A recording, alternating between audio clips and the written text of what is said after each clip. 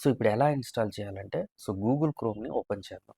ఇక్కడ ఏం చేద్దాం అంటే సెర్చ్ బార్లో విఎస్ కోడ్ అని ఉంది కదా, ఇలా సెర్చ్ చేయండి. సో మైక్రోసాఫ్ట్ యొక్క అఫీషియల్ విజువల్ స్టూడియో కోడ్ వెబ్సైట్ని ఓపెన్ చేయండి. మీ ఆపరేటింగ్ సిస్టమ్ను ఆటోమేటిక్గా డిటెక్ట్ చేసే డౌన్లోడ్ బటన్ చూపిస్తుంది కదా, విండోస్ ఫర్ డౌన్లోడ్స్పై క్లిక్ చేయాలి. ఇన్స్టాలర్ అనేది డౌన్లోడ్ అవుతుంది, వెయిట్ చేద్దాం. సో డౌన్లోడ్ అయిపోయింది. ఓపెన్ ఫోల్డర్లోకి వెళ్ళి దీన్ని ఇక్కడ కట్ చేసి